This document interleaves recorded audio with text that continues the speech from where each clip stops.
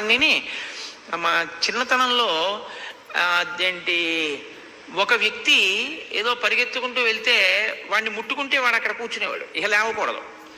కానీ ఇంకొకడు ఏం చేసేవాడంటే పరిగెత్తుకుంటూ వచ్చి ఎవడింకా అలా దొంగ చేత ముట్టుకోబడి పడిపోలేదో వాడు వచ్చి వీడిని ముట్టుకుని కరెంట్ అనేవాడు. అంటే వాడు లేచేవాడు. అంటే దేని వలన తేజస్సు పోయిందో, ఏది ముట్టుకోవడం వల్ల తేజస్సు పోయిందో దాన్ని తేజస్సు ఉన్నవాడు ప్రవేశపెట్టేవాడు, వాడు లేచి మళ్ళీ పరిగెత్తేవాడు.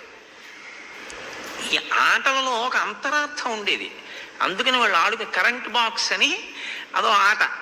కానీ ఆట యందు ఒక ఆధ్యాత్మిక రహస్యం నిక్షేపింపబడి ఉండేది. జారిపోతుంటావు, పట్టుదలతో పైకెక్కుతూ ఉండాలి. పరమపద సోపాన పఠము అని ఒక ఆట ఆడించేవారు చిన్నప్పుడు. ఏదో పందెం వేయడం, నిచ్చెన దొరుకుతుంది, 73 గడిలోకి వెళ్ళిపోతాడు, 86లోకి ఎడుతూ ఉంటాడు, అరుకోషుడు కరిచేస్తాడు, మళ్ళీ ఒకటి దగ్గరికి వచ్చేస్తాడు కోతి పిల్లలోకి, మళ్ళీ పందెం వేస్తాడు, ఆఖరికి దేవతల్లోకి ఎడతాడు. ఇక పాములు కరవు, భయం లేదు.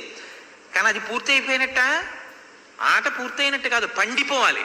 పండిపోవడం అంటే దేన్ని నువ్వు పట్టుకున్నావో, వగరుగా ఉన్నప్పుడు పట్టుకున్నావో, పుల్లగా ఉన్నప్పుడు పట్టుకున్నావో, అది పచ్చగా అయిపోయి తియ్యగా అయిపోయాక నీ అంత నువ్వు పట్టుకోకుండా వదిలిపెట్టి కింద పడిపోవాలి. పండిపోవడం అంటే అది. పిందె పట్టుకుంటుంది వగరగా, కాయ పట్టుకుంటుంది పుల్లగా, అదే మామిడి పండు అయిపోయింది, తియ్యగా అయిపోయింది. ఇప్పుడు ఆ పండిపోతే ఇంకా చెట్టును పట్టుకోదు, ఊడి కింద పడిపోదు. దీంట్లోంచి నువ్వు విడిపడిపోవడం నీకు రావాలి, ఆత్మగా విడిపడాలి, శరీరానికి సాక్షివి కావాలి. అదే ఉపాసన కాండ, సుందరకాండ. ఈ సాక్షిత్వం వస్తే నువ్వెవరో నీకు తెలుస్తుంది. నువ్వెవరో నీకు తెలిసినటువంటి స్థితిలో నువ్వు పండిపోయావు. అది ఆ మధ్యలో ఉంటాడు విరాట్ పురుషుడు, ఆయనలోకి వెళ్ళిపోతుంది ఆ చింతపిక్క. వెళ్ళిపోయిన తర్వాత నేను పండిపోయాను, నేను ఫస్ట్ పండిపోయాను ఆడుకుంటూ వెళ్ళిపోతాడు. ఏమిట్రా ఫస్ట్ పండిపోయావు?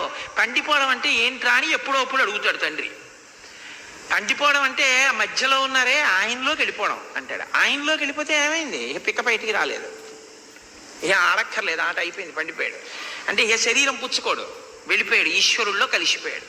తెలిసిపోయింది తాను తన యొక్క స్వస్వరూపము యథార్థముగా భాషించింది. ఇది తెలియడం పరమపద సోపాన పఠం.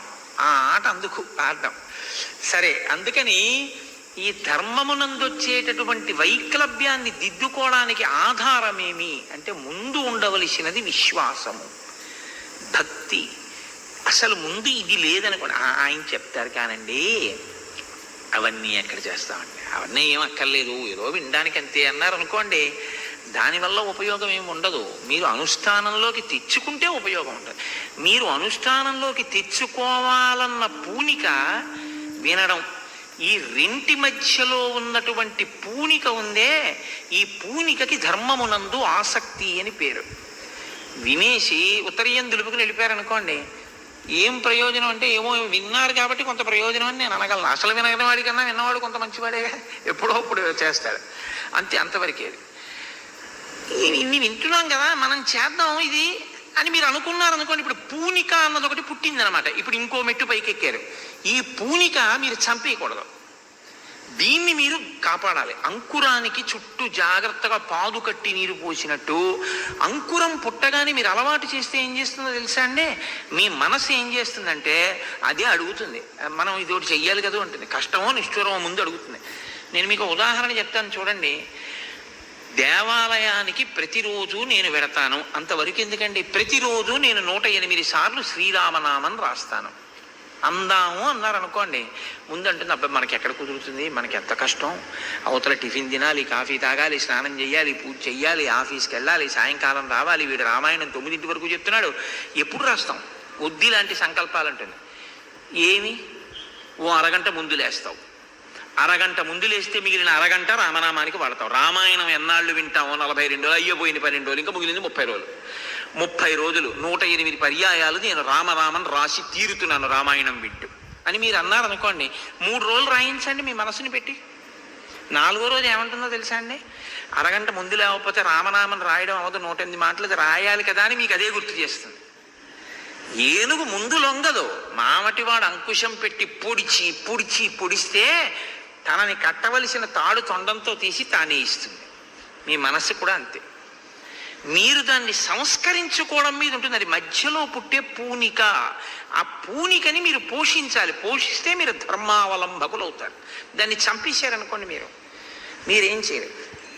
6:20కి స్నానం చేస్తానండి అని మీరు అన్నారనుకోండి, మనసు తప్పు ఉండదు. మీరు గుర్తుపెట్టుకోండి, 6:20కి జ్ఞాపకం చేస్తుంది.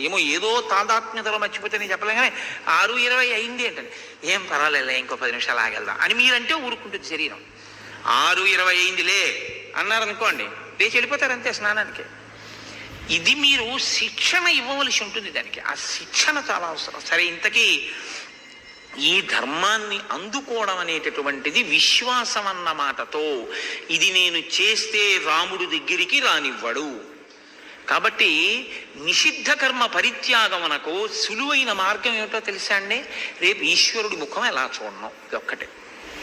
నిషిద్ధ కర్మ అది చేయకూడదు, ఆడదాన్ని చంపకూడదు. ఎందుకు చంపకుండా ఉండగలిగారు? రేపు రాముడు మనతో మాట్లాడ్డాం.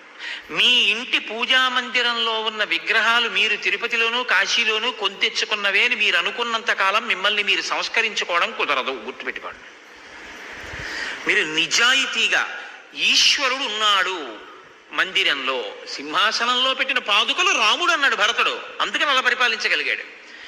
నా సింహాసనంలో ఉన్న విగ్రహం కాదు, ఈశ్వరుడు. ఆయన ఉన్నాడు అక్కడ. నేను పాదయోహ పాద్యం సమర్పయామి అంటే ఆయన కాళ్ళు కడగబడతాయి. హస్తయోహ అర్ఘ్యం సమర్పయామి అంటే ఆయన చెయ్యి చాపుతారు.